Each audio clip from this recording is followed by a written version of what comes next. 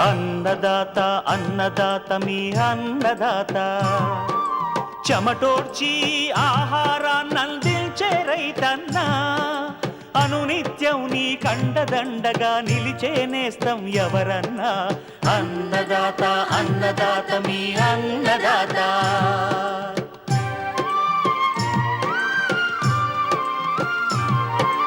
నూతన రీతుల సాగుబడికి నూరింతలు పెరిగే దిగుబడికి సూచనలిచ్చే సస్య రక్షణకు పశు పోషణకి శాస్త్ర విజ్ఞానం అందించి ముందుకు నడిపే తెలుగు రైతు భారతదేశానికి మకుటం అయ్యేలా తీర్చిదిద్దే ఆశయంతో మిమ్ము మేలు కొలిపేది అన్నదాత అన్నదాత అన్నదాత మీ అన్నదాత అన్నదాత అన్నదాత మీ అన్నదాత.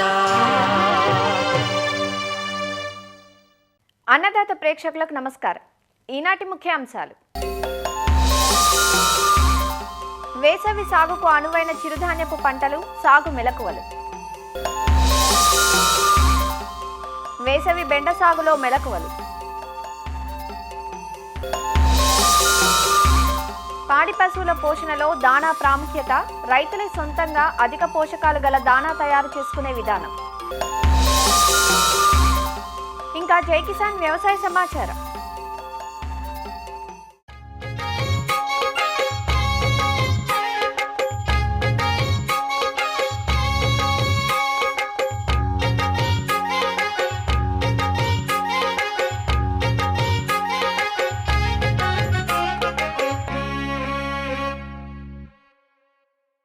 మారుతున్న కాలంతో పాటు ప్రజలకు ఆరోగ్యకరమైన ఆహారం మీద శ్రద్ధ పెరిగింది. దీంతో చిరుధాన్యాల విస్తీర్ణం క్రమేణా పుంజుకుంటోంది. చిరుధాన్యాల్లో ప్రధానంగా వాడుకలో ఉన్నవి సజ్జ, జొన్న, రాగి, కొర్రలు. వీటిని గింజ కోసమే కాకుండా పశుగ్రాసం కోసం కూడా వేసుకుంటూ ఉంటారు. వీటిని ఖరీఫ్, రబీ, వేసవి కాలాల్లో సాగు చేసుకునే వీలుంటుంది. వేసవి పంటగా వేసుకోవడానికి జనవరి, ఫిబ్రవరి మాసాలు అనువైనవి. వేసవి కాలంలో సాగు చేసుకోదగ్గ చిరుధాన్యాలు, సాగులో పాటించాల్సిన మెలకువలను వివరిస్తున్నారు ప్రొఫెసర్ జయశంకర్, తెలంగాణ రాష్ట్ర వ్యవసాయ విశ్వవిద్యాలయం, నాగర్ కర్నూలు జిల్లా పాలెం ప్రాంతీయ వ్యవసాయ పరిశోధనా స్థానం శాస్త్రవేత్త డాక్టర్ ఝాన్సీ రాణి. వేసవికి అనువైన చిరుధాన్యాల పంటలను చూసినట్లయితే కనుక సజ్జ, రాగి, కొర్ర అన్నవి చాలా అనుకూలమైనవి. రకాలు, విత్తన లభ్యత చూసినట్లయితే సజ్జలో సూటి రకాలు ఏబీవి 04 మరియు ధనశక్తి అనే రకాలు ఉన్నాయి. అదేవిధంగా రాగిలో ఇప్పుడు వేసవి కాలంలో మనము స్వల్పకాలిక రకాలు వేసుకోవాలి, అంటే 90 రోజులు 100 రోజుల్లో వచ్చే పంటలను వేసుకోవాలి. కాబట్టి పాలెం నుంచి 2 రకాలు ఉన్నాయి, మారుతి మరియు PRS2 అనే రకాలు. తర్వాత కొర్ర పంటలో ఆసక్తి ఉన్నవాళ్ళు కూడా నూతనంగా విడుదలైన రకాలు గరుడ, రేనాడు, లేకపోతే పాత రకమైన SIA 3156 వీటిల్లో ఏదో ఒక రకం, అంటే విత్తన లభ్యతను బట్టి ఏదో ఒక రకాన్ని తెచ్చుకొని రైతులు సాగు చేసుకోవచ్చు. సజ్జలో చూసినట్లయితే కనుక సజ్జను గింజల కోసమే కాదు, పశుగ్రాసం కోసం కూడా రైతులు వినియోగిస్తారు. కావున మీరు మామూలు సజ్జనే కాకుండా పశుగ్రాస సజ్జను కూడా వేసుకోవచ్చు. సాగు వివరాలు చూసినట్లయితే నేలను బాగా పొడిగా దుక్కి చేసుకొని నేరుగా, అంటే సాళ్ళలాగా చేసుకొని మనం సజ్జను విత్తనాలు వేసుకోవచ్చు. ఈ సాళ్ళ పద్ధతిలో అయితే కనుక సాలుకి 30 సెంటీమీటర్లు ఎడముంచి మొక్కకి 15 సెంటీమీటర్ల ఎడముంచి విత్తుకున్నట్లయితే ఎక్కువ మొక్కల సంఖ్య వచ్చి ఎక్కువ దిగుబడి వచ్చే అవకాశం ఉంది. అట్లాగే ఇట్లాగ సాళ్ళు చేసుకోలేని వాళ్ళు వెదజల్లి కూడా ఈ సజ్జ పంట నాటుకోవచ్చు. అదేవిధంగా ఈ రాగి, కొర్ర తదితర చిరుధాన్యాల పంటలను కూడా ఈ సాళ్ళ పద్ధతిలోనూ లేకపోతే వెదజల్లే పద్ధతిలోనూ, అంటే రైతు అనుకూలతను బట్టి ఏ పద్ధతిలో అయినా నాటుకోవచ్చు. ఈ పంటలన్నిటికి కూడా విత్తన మోతాదు చూసినట్లయితే ఎకరానికి 2 కేజీలు. అట్లా కాకుండా వెదజల్లే పద్ధతిలో వేసుకోవాలి అనుకున్న వాళ్ళు 4 కేజీలు విత్తనాన్ని పెంచి వేసుకోవాలి. తర్వాత ఎరువుల యాజమాన్యం చూసినట్లయితే నాటిన వెంటనే ఎకరానికి 1 బస్తా DAP వేసుకొని 1 బస్తా పొటాష్, ఈ రెండింటిని కలిపి నాటిన వెంటనే వేసుకోవాలి. ఆ తర్వాత పంటకు పైపాటుగా, అంటే పంట విత్తిన 30 రోజులకు యూరియాని పైపాటుగా వేసుకోవాలి. ఈ విధంగా వేసుకోవడం వల్ల రెండవ దఫా నత్రజనిని కూడా మనం పంటలకు అందించినట్లుగా అవుతుంది. ఈ విధంగా ఎరువుల యాజమాన్యం అంటే కొద్దిపాటి ఎరువుల యాజమాన్యం చేసుకొని మనం ఈ చిరుధాన్యాలను సాగు చేసుకోవచ్చు. ఈ చిరుధాన్యాలన్నీ కూడా ఈ వేసవి పంటలో చాలా అనుకూలమైనదని ఎందుకు చెప్తున్నామంటే ఈ అధిక ఉష్ణోగ్రతను తట్టుకునే పంటలు కాబట్టి ఈ వేసవికి అనుకూలమని చెప్తున్నాము. అయినప్పటికీ కూడా పంట కీలక దశల్లో ఒక 3 కీలక దశలు ఉంటాయి. అంటే పూత దశ, తర్వాత గింజ ఏర్పడే దశ, పాలు పోసుకునే దశల్లో ఒక 2-3 కీలక దశల్లో మాత్రం అవసరమైనంత మేరకు మనము నీటిని అందించాల్సిన అవసరం ఉంది. ఈ విధంగా నీటి యాజమాన్యం చేసుకున్నట్లయితే ఈ పంటలను బాగా సాగు చేసుకోవచ్చు. ఆ తర్వాత వీటిలో సస్యరక్షణ చూసినట్లయితే ఈ వేసవి కాలంలో అంతగా చీడపీడలు కూడా ఈ పంటలకు అంతగా రావు. ఒకవేళ వచ్చినా కూడా కొన్ని ముఖ్యమైన చూసినట్లయితే రాగిలో కానీ ఈ కొర్రలో కానీ గులాబీ రంగు పురుగు అనేది మనం ఎక్కువగా గమనిస్తాము. ఈ గులాబీ రంగు పురుగు కనుక వచ్చినట్లయితే కొరాజన్ అనే మందుని 0.3 ml పర్ లీటర్కు కలిపి పిచికారీ చేసుకుంటే దీన్ని నివారించుకోవచ్చు. ఈ విధంగా మనము కొన్ని చిన్నపాటి యాజమాన్య పద్ధతులు పాటించి ఈ పంటలను ఈ వేసవిలో సాగు చేసుకోవచ్చు.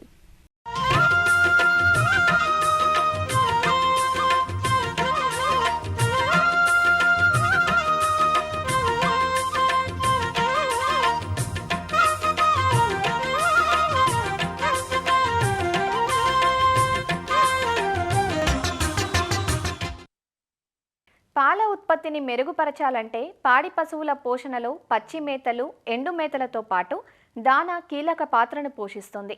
మాంసకృత్తులు, విటమిన్లు, ఇతర పోషక అవసరాలను దానా తీరుస్తుంది. పశువు పాల దిగుబడిని అనుసరించి దానా మోతాదును నిర్ణయిస్తారు. అధిక శాతం రైతులు దానాలను బయట నుంచి కొనుగోలు చేస్తుంటారు. కిలో దానా కొనుగోలు చేయాలంటే 40 రూపాయల పైమాటే. ఇంత ధర పెట్టి వెచ్చించినా ఆ దానాను ఏ పదార్థాలతో తయారు చేస్తారో, ఎలాంటి పోషక విలువలు కలిగి ఉందో లేదో తెలియని పరిస్థితి. అలా బయట నుంచి కొనకుండా రైతులే తమకు స్థానికంగా అందుబాటులో ఉన్న సరుకులను దృష్టిలో ఉంచుకొని తక్కువ ఖర్చుతో అధిక పోషక విలువలు కలిగిన దానాను చాలా తేలికగా తయారు చేసుకోవచ్చు. అదెలానో పివి నరసింహారావు పశువైద్య విశ్వవిద్యాలయం రాజేంద్ర నగర్లోని పశువైద్య కళాశాల పశుపోషణ విభాగం associate professor doctor A Sudheer Babu నుంచి తెలుసుకుందాం. ఈరోజు నేను పశు పోషణలో సమీకృత ఆహారము మరియు దానా యొక్క ఇంపార్టెన్స్ తెలపాలనుకుంటున్నాను. 10 లీటర్లు అంతకన్నా ఎక్కువ ఇచ్చే పశువులు ఉంటాయో వాటిలో మనము దానాన్ని ఏ విధంగా వాడుకోవాలి, ఏ విధంగా తయారు చేసుకోవాలో మనం తెలుసుకుందాము. మార్కెట్లో వివిధ రకాల దినుసులు ఉంటాయి, చెక్కలు ఉంటాయి, తర్వాత చున్నీస్ అంటారు, పొట్టులు అంటారు, మన కందిపొట్టు, మినప్పొట్టు. ఈ పొట్టులను ఉపయోగించి మనమే దానా తయారు చేసుకుంటే మన యొక్క దానా యొక్క పోషకాలు, వాటి యొక్క పిండి పదార్థాల యొక్క ఎనర్జీని మనమే గుర్తించి వాడుకుంటే మన పశువులు ఆరోగ్యంగా ఉంటాయి, మంచి పాల దిగుబడిని ఇస్తాయి.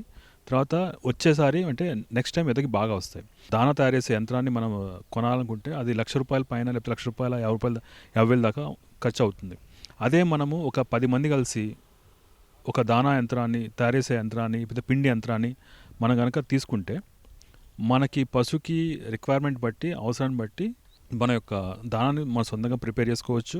ఆ దానాన్ని మనము ఏ విధంగా తయారు చేసుకోవాలో కొన్ని విషయాలు మీకు చెప్తాను.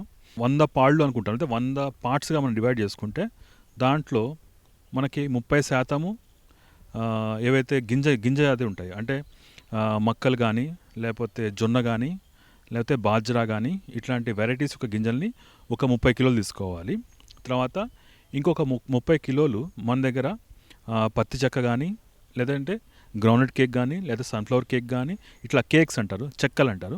వీటిలో మనకి ఉన్న మార్కెట్లో అవైలబుల్ ఉన్న చెక్కలు వాటి యొక్క ఆ రోజు నిర్దేశించబడిన రేటు ప్రకారంగా తక్కువ ఎంత తెచ్చుకోగలుగుతామో తెచ్చుకుని మనం ప్లాన్ చేసుకోవాలి. ఇంకో 30% చెక్కల తర్వాత బ్రాండ్స్ అంటారు. ఇప్పుడు ఎట్లా అంటే తౌడు, డిఓఆర్బి కానీ, లేకపోతే వీట్ బ్రాండ్ కానీ, ఇట్లా బ్రాండ్స్ ఉంటాయి. అవి ఒక 35%. తర్వాత ఇది కాకుండా ఇంకొక 10% చున్నీస్ అంటారు, పొట్టు, కందిపొట్టు, మినప్పొట్టు, ఇట్లా ఒక 10%. ఇట్లా మనం ప్లాన్ చేసుకుని దీంతోపాటు ఒక 2 కిలోలు ఖనిజ నవల మిశ్రమం, మినరల్ మిక్చర్ అంటారు. తర్వాత 1 పార్ట్, అంటే 1 కిలో సాల్ట్.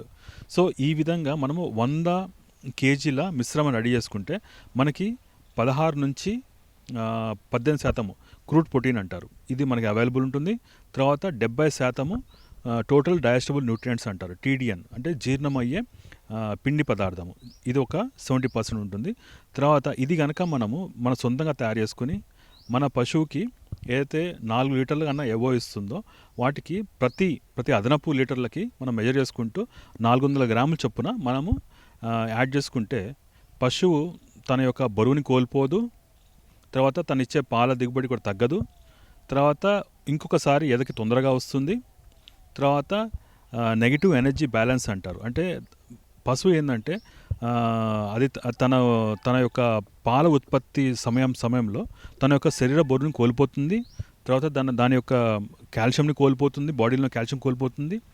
ఇది కాకుండా కూడా పశువు నెక్స్ట్ ఎదకి రావడానికి కొంచెము తన యొక్క ఇన్నర్ ఎబిలిటీ అంటారు వాటిని, ఆ ఎబిలిటీని కోల్పోతుంది. కాబట్టి ఈ ఇన్నర్ ఎబిలిటీని కోల్పోకుండా, తన యొక్క ఎనర్జీని కోల్పోకుండా, తన యొక్క బాడీలో ఉన్న మినరల్స్ లెవెల్స్ని కోల్పోకుండా ఉండాలంటే పశువుకి ఏదైతే పాల దిగుబడి అయితే పాల ఉత్పత్తి సమయంలో మనం తగు విధంగా మనం దానా ఇవ్వగలిగితే పశువు తన యొక్క ఎనర్జీని కోల్పోదు, బరువుని కోల్పోదు. తర్వాత సమయానుకూలంగా మళ్ళీ ఎదకొస్తుంది. పశువుకి మనము ఎండుగడ్డి, తర్వాత పచ్చిగడ్డితో పాటు దానాని ఇచ్చే క్రమంలో దానా మీద మనం ఎక్కువ ఫోకస్ పెట్టి మంచి దానాన్ని మనం సొంతంగా తయారు చేసుకొని మనమే సొంతంగా ఇవ్వగలిగితే పశువుకి చాలా ఆరోగ్యంగా ఉంటుంది. ఖర్చు కూడా మనకి బాగా కన్జర్వ్ అవుతుంది. అదే మనం బయట కొన్న దాంట్లో మనకి దానాలో ప్రోటీన్ ఏ విధంగా ఉన్నది ఎనర్జీ అని మనము ఎక్కువ చూడలేము. తర్వాత మనం పెట్టే ఖర్చులో అంతే పోషకాలు వస్తున్నాయని మనము నమ్మకం లేదు. కాబట్టి మనమే కనుక దానా తయారు చేసుకుంటే 32 నుంచి 35 రూపాయల మధ్యలో మనకి కిలో దానా వచ్చేస్తుందని నా యొక్క నమ్మకం. సో ఈ విధంగా ప్లాన్ చేసుకుని మన ఖర్చును తగ్గించుకుంటే పాల దిగుబడి కూడా మనకి పెరుగుతుంది, పాల మీద వచ్చే ఆదాయం కూడా పెరుగుతుంది. దానా తయారీ గురించి తెలుసుకున్నాం కదా. రేపటి అన్నదాతలో సంపూర్ణ సమీకృత ఆహారం ఎలా తయారు చేసుకోవాలో తెలుసుకుందాం.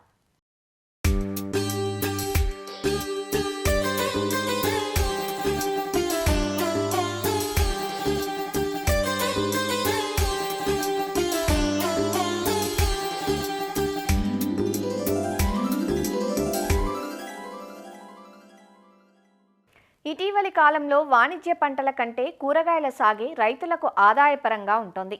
ఒకసారి కాకపోతే మరోసారి రేటు కలిసొస్తుండడంతో వీటి సాగు రైతుకు ఆర్థికంగా లాభిస్తోంది. వీటిలో బెండ స్థిరమైన ఆదాయాన్నిచ్చే పంటగా రైతుల ఆదరణ పొందుతోంది. కాయలపై ఉన్న నూగు కారణంగా కోతకూలి సమస్యలు, బెండకు ఎక్కువగా ఉండే పల్లాకు వంటివి సాగును కొంత వెనక్కు లాగినా మార్కెట్ డిమాండ్ ఉండటంతో ఆశతో బెండ సాగును చేపడుతూ ఉంటారు రైతులు. శీతాకాలంలో అందిరాని బెండ వేసవిలో మాత్రం మంచి దిగుబడినిస్తుంది. జనవరి నుంచి మార్చి మాసాల మధ్య వేసవి బెండను దఫదఫాలుగా విత్తి సాగు చేస్తూ ఉంటారు. రకాల ఎంపిక మొదలు సాగు ఆశాంతం శాస్త్రీయతను పాటించినట్లయితే వేసవి బెండ నుంచి ఎకరాకు 8 నుంచి 10 టన్నుల వరకు దిగుబడిని పొందే వీలుంది. వేసవి బెండ సాగులో యాజమాన్య పద్ధతులేవో విజయనగరం జిల్లా చీపురుపల్లి ఉద్యానవన అధికారి సిహెచ్ చంద్రశేఖరరావు నుండి తెలుసుకుందాం. ఉత్తర కోస్తా మరియు కోస్తా రాయలసీమ జిల్లాల్లో బెండ సాగు అనేది పెరుగుతూ వస్తుంది. బెండ అనేది ఉష్ణమండప పంట. అతి చల్లని వాతావరణం పంట పెరుగుదలకి ప్రతికూలం కాబట్టి వేసవిలో లేదా ఖరీఫ్లో అనుకూలమైన వాతావరణం. ఇప్పుడు విత్తే సమయాన్ని మనం గమనించినప్పుడు మనకి జనవరి 2వ పక్షం నుండి ఫిబ్రవరి వరకు కూడా విత్తుకోవచ్చు. ఈ అనువైన నేలల్ని మనం గమనించినప్పుడు సారవంతమైనటువంటి నీరు ఇంకిడి తేలికపాటి నేలలు, మురుగునీరు పోయే సౌకర్యం ఉన్న నల్లరేగడి నేలలు అనుకూలం. వీటిల్లో సంకరజాతి రకాలు చెందినటువంటి వర్ష, విజయ్, విశాల్, మహికో, నెంబర్ 10, అదేవిధంగా రాధిక, అదేవిధంగా అవంతిక, ఐశ్వర్య, US 7109, తులసి రకాలు మంచి రైతుల ఆదరణ పొందుతూ ఉన్నాయి. మరి అదేవిధంగా ఈ పంజాబ్ పద్మిని, వర్ష, విశాల్, నాథ్ శోభ రకాలను కూడా సాగు చేసుకునే అవకాశం ఉన్నటువంటి రకాలు. వేసవి పంటగా మనం బెండ సాగును చేపడుతున్నాం కాబట్టి వీటికి 7 నుంచి 8 కిలోలు ఒక ఎకరాకి విత్తనం అవసరం పడుతుంది. ఏదైనా ఈ విత్తన శుద్ధి అనేది అవసరం. ఈ విత్తన శుద్ధి అనేది కిలో విత్తనానికి ఇమిడాక్లోపిడ్, తర్వాత 4 గ్రాముల ట్రైకోడర్మా విరిడితో కలిపి విత్తన శుద్ధి చేసుకోవాలి. విత్తేటప్పుడు నేలని 4 నుంచి 5 సార్లు బాగా దున్నుకొని అసల మధ్య 45 సెంటీమీటర్లు, మొక్కల మధ్య 15-20 సెంటీమీటర్లు ఉండేటట్టుగా విత్తుకోవాలి. ఈ కలుపు నివారణని మనం పరిశీలించినప్పుడు 30% పిండి మితులను ఒక ఎకరాకు 1.2 లీటర్లు మనం ఇవ్వచ్చు.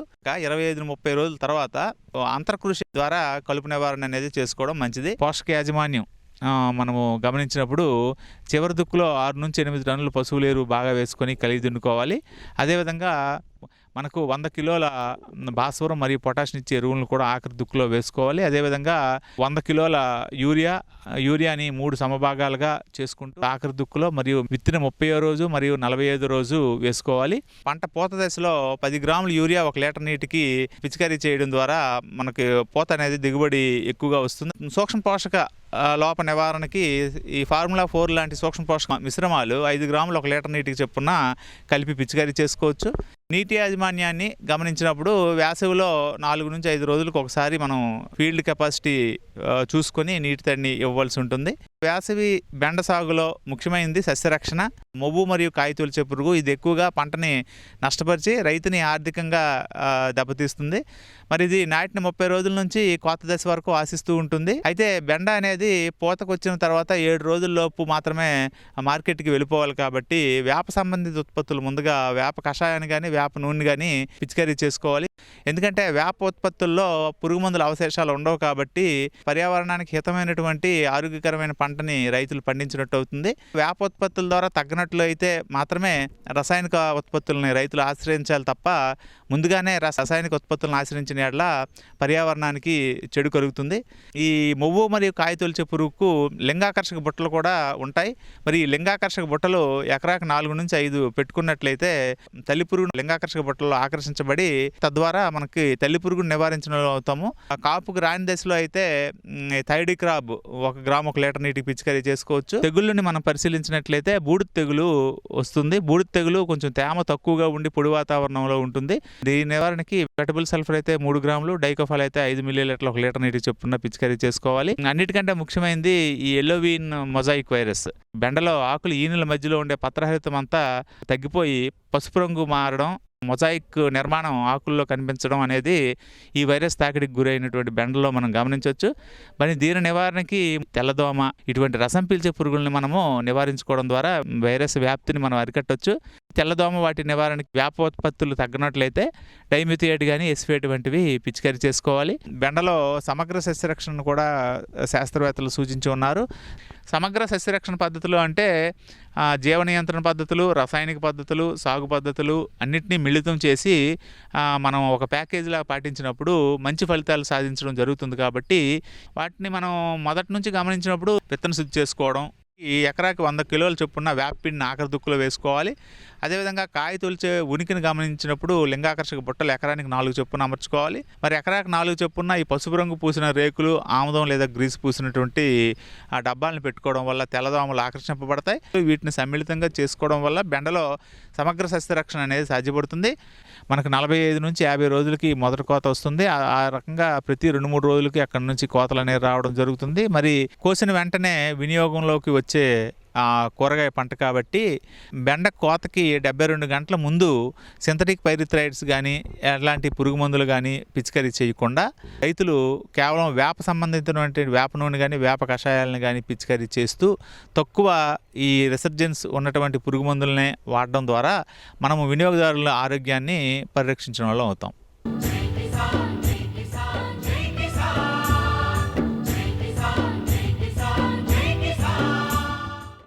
వ్యవసాయ సమాచారం ఇప్పుడు జై కిసాన్లో చూద్దాం. నెల్లూరు జిల్లా వెంకటాచలం మండలం బురానపూర్కు చెందిన రైతు హనుమారెడ్డి గత 16 ఏళ్లుగా సేంద్రియ సాగు చేస్తూ సాగులో సంప్రదాయ పద్ధతులను అవలంబిస్తున్నాడు. సొంతంగా కషాయాలను తయారు చేసి రైతులకు సైతం విక్రయిస్తున్నాడు. ప్రస్తుతం తన పొలంలో మిరప, మామిడి పంటలను సహజ విధానంలో సాగు చేస్తున్నాడు. పంట విత్తింది మొదలు చేతికొచ్చే వరకు సేంద్రియ విధానాలను ఆచరిస్తున్నానని, చీడపీడల నియంత్రణకు సొంతంగా కషాయాలు చేసి వినియోగిస్తున్నానంటూ రైతు చెబుతున్నాడు. ఇక్కడ నేను సేంద్రియ వ్యవసాయం 16 సంవత్సరాల నుంచి చేస్తున్నాను. అందులోగా నేను వెజిటబుల్స్ వేస్తున్నాను. ఫస్ట్ వెజిటబుల్స్ వేస్తుంటే మార్కెటింగ్ కొంచెం లేక వెజిటబుల్స్ వేసేసి నేను మ్యాంగో వేసాను, కొంచెం మిరప వేస్తున్నాను. ఎక్కువ పండిస్తే కొనేదానికి కన్జ్యూమర్స్ లేరు మాకు. అందుకోసం అని చెప్పి నేను ఒక అరెకరా సేంద్రియంగా కొనేవాళ్ళు. అంటే మాకు ఈల్డింగ్ కొంచెం డౌన్ వద్దు, మాకు రేటు కొంచెం రావాలి కాబట్టి మేము ఒక హాఫ్ ఎకరా వేసుకుంటున్నాం. ఇప్పుడు హాఫ్ ఎకరా వేసుకుంటాం. మేము 500 ఎకరా మిర్చి అమ్మేస్తున్నాము. మామూలు రేటు 200 లోపలే ఉంటుంది సార్. మేము 500 అమ్ముతాం. మాకు అరెకరా కాబట్టి మాకు సరిపోవట్లే, ఎప్పుడెప్పుడు తీస్తున్నాయి అయిపోతున్నాయి. ఇప్పుడు వచ్చేసి ఎరువు మెన్యూర్ తెచ్చుకుంటాం. ఏంటంటే కోళ్ళు, పశువులు, ఆవులు 3 డీకంపోజ్ చేసి దాంట్లో వచ్చేసి ఏరుశనగ చెక్క, ఆముదం చెక్క, నువ్వుల చెక్క కలిపేస్తాం. డీకంపోజ్ చేసి కలిపేసిన తర్వాత బ్యాక్టీరియాలు ఇస్తాం. ట్రైకోడర్మా, సూడోమోనాస్, అజిటోబ్యాక్టర్, పాస్పోబ్యాక్టీరియా అవి ఇస్తాం. అవన్నీ కలిపిన తర్వాత ఒక నెల రోజులు ఉండిచ్చేసి తర్వాత మళ్ళీ జీవామృతం చేస్తాం. జీవామృతం చేసిన తర్వాత దాంట్లో కలిపేసి 45 గంటలు అట్లే ఉంచేసి తర్వాత చెట్లుకి వేస్తాం. దానివల్ల చెట్టు గ్రోత్ ఉంటుంది, కొంచెం దిగుబడి బాగా పెరుగుతుంది. పైన పెస్ట్కి వచ్చేసి ఇంత వేప గింజలు, కానగ గింజలు, సీతాఫల గింజలు, విప్ప గింజలు ఇవన్నీ తీసుకొచ్చేసి మామూలుగా నానబెట్టి మిక్సీకి వేస్తాం. 21 రోజు ఫర్మెంటేషన్ చేస్తాం. 1 కేజీకి 1 లీటర్ వాటర్ పోసుకుంటాము. 21 రోజు ఫర్మెంట్ చేస్తాం మట్టి కుండలో పెట్టేసి. అవన్నీ ఫర్మెంటేషన్ అయిపోయిన తర్వాత వడగట్టేసిన తర్వాత 200 లీటర్లకి 1 లీటర్ కషాయం తీసుకొని స్ప్రే చేస్తే మీకు దోమ, గుడ్డు, సన్న పురుగులు మొత్తం వెళ్ళిపోతాయి. ఇంకా ఏదైనా ఎక్కువగా పురుగు ఉంటే బవేరియా, మెటారైజం అవి 2 కలిపి ఫర్మెంటేషన్ చేసి 2 రోజులు 3 రోజులు స్ప్రే చేస్తాం. పెద్ద పురుగు అయిపోయింది అనుకో, అప్పుడు ఏం చేస్తామంటే బ్యాసిలస్ తురింజిన్ అని ఒక బ్యాక్టీరియా ఉంది, దాన్ని తీసుకొచ్చి ఫర్మెంటేషన్ చేసి స్ప్రే చేస్తాం. ఈల్డింగ్ కోసం బయో ఎంజైమ్ అని ఒకటి తయారు చేసుకుంటాం. దాన్ని ప్రతి 10 రోజులకు ఒకసారి స్ప్రే చేస్తాం. అలా భూమిలోకి ఇస్తాము. మాకు అయితే మా ఈ లేత చెట్లు 5 సంవత్సరాలు కరెక్ట్గా 5 సంవత్సరాలు కాపుకి వచ్చినాయి. 5వ సంవత్సరంలో నేను 350 కేజీలు అమ్మాను. అంటే మేము తినేగా ఇవన్నీ తీసేసి 350 కేజీలు అమ్మాను.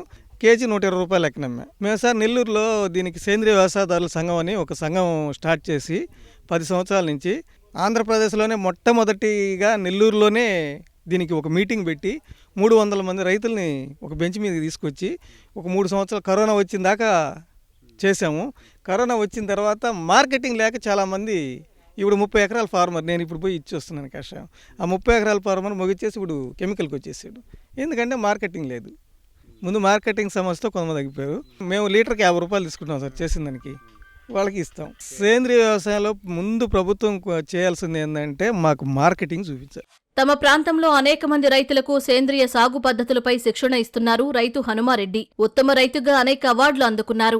రైతు సేవలను గుర్తించి నెల్లూరు నగరంలోని రైతు బజారులో ప్రత్యేకంగా దుకాణం సైతం కేటాయించారు. సేంద్రియ సాగుదారులకు సరైన మార్కెట్ సదుపాయాలు కల్పిస్తే భరోసాగా ఉంటుందంటూ తన అభిప్రాయం వ్యక్తం చేస్తున్నాడు.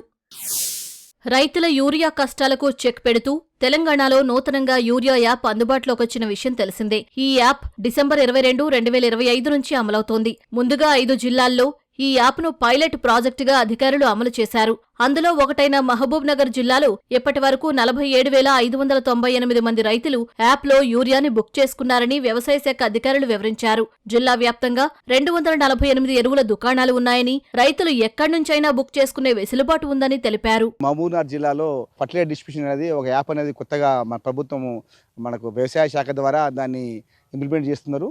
పైలట్ ప్రాజెక్ట్ కింద మన మహబూబ్నగర్ జిల్లాను కూడా ఎన్నుకోవడం జరిగింది. స్టేట్లో 5 జిల్లాలు ఈ పైలట్ ప్రాజెక్ట్ కింద ఫర్టిలైజర్ అయిన యూరియాని డిస్ట్రిబ్యూషన్ కింద ఒక యాప్ని తీసుకొచ్చారు. ఇప్పటి వరకు రైతులు దాదాపు ఒక 47,595 మంది రైతులు 1,40,30,000 బ్యాగులు బుక్ చేసుకున్నారు. యాప్ మేము ఉద్దేశం ఏంటంటే రైతుకు ఎలాంటి లైన్లు కట్టకుండా, ఎలాంటి ఇబ్బంది పడకుండా రైతు ఇంట్లోనే ఈ యాప్ బుక్ చేసుకోవచ్చు. ఫస్ట్ ఆ యాప్ డౌన్లోడ్ చేసుకోగానే ఫస్ట్ ఏమవుతుందంటే ఫోన్ నెంబర్ అడుగుతుంది. అది ఫోన్ నెంబర్ అయిన తర్వాత దానికి మీ పీబీబీ నెంబర్ పడదారు పాస్బుక్ అని వస్తుంది. ఆ పీబీబీ నెంబర్ కొట్టాలి. కొట్టగానే కింద ఏ పంట వేస్తున్నా అడుగుతుంది, రైతుని అడుగుతుంది. సపోజ్ మన దగ్గర వరి అనేది అధిక అనుకోండి, వరి అని కొట్టాలి. వరి కొట్టినప్పుడు నీకు ఎన్ని ఎకరాల పొలం అని అడుగుతుంది. 5 ఎకరాల పొలం అని మనం ఎంత పాస్బుక్లో ఎంత ఉంటే అంత పొలం కొట్టేస్తాం. మనం ఎంత 5 ఎకరాలు కల్టివేట్ చేసుకోవడం కంటే ఎకరకు వరికి అయితే 3 బ్యాగులు ఇస్తాము. అంటే 5 మూల 15 బ్యాగులు ఇస్తాము. 15 బ్యాగులు ఆయన ఏం చేస్తామంటే 3 స్లాట్లో ఇస్తాము. ఇంటికాడ బుక్ చేసుకోలేదు, చిన్న ఫోన్లు ఉన్నాయి, అతనికి అర్థమైతే లేదు అంటే మా రైతు వేదికలో ఏఈఓలు ఉంటారు. ఆ ఏఈఓలను కన్సల్ట్ అయితే వాళ్ళే బుక్ చేసి ఇస్తారు. లేదు మర్చిపోయి దాన్ని షాప్కి వచ్చేసిండు, షాప్లో కూడా వాలంటీర్ పెట్టినాము. ఆ ప్రతి ఒక్క షాప్లో ఆ వాలంటీర్ బుక్ చేస్తాడు. రైతు కేవలం తెచ్చుకోవాల్సింది పట్టదారు పాస్బుక్, ఆధార్, ఇంకోటి ఆధార్ లింకుడు ఉన్న ఆధార్కు ప్లస్ పట్టదారు పాస్బుక్ లింక్ ఉన్న ఫోన్ ఖచ్చితంగా ఉండాలి. అదేవిధంగా కొంతమందికి కొత్తగా ల్యాండ్ ఓటరు ఇంకా పట్టదారు పాస్బుక్ రాలేదు, వాళ్ళు కూడా నాన్ రిజిస్టర్డ్ సైన్ పాస్బుక్ అనే ఆప్షన్ ఉంది. దాంట్లో వాళ్ళు బుక్ చేసుకోవచ్చు. దానికి అగ్రికల్చర్ ఎక్స్టెన్షన్ ఆఫీసర్ దానిగా మన మండల వ్యవసాయ అధికారి ఈ పలానా సోన్సో రైతు ఇన్ని ఎకరాలు సోన్సో క్రాప్ ఇంత కల్టివేట్ చేసిన ఒక సర్టిఫికేట్ వాళ్ళు ఇస్తారు. దాన్ని బట్టి వాళ్ళ ఏవని కలిస్తే వాళ్ళే బుక్ చేసి ఇస్తారు. వాళ్ళే లాగిన్ అయ్యి, ఈయన బదులు ఆయన లాగిన్ అయ్యి ఈయన ఫోన్ నెంబర్కి ఓటీపీ వస్తుంది. ఆ ఓటీపీ చెప్తే మన ఏఈఓలు బుక్ చేసి ఇస్తారు. మరిన్ని విభిన్న అంశాలతో రేపటి అన్నదాతలో మళ్ళీ కలుసుకుందాం. నమస్కారం. అన్నదాతలు తమ సందేహాలు సమస్యలను 1800 425 4085 టోల్ ఫ్రీ నెంబర్లో ఉదయం 10 గంటల నుంచి 11 గంటల మధ్య పని దినాలలో సంప్రదించగలరు. ఈ కార్యక్రమాన్ని యూట్యూబ్లో www.youtube.com/annadaata ETV లింక్ ద్వారా వీక్షించవచ్చు.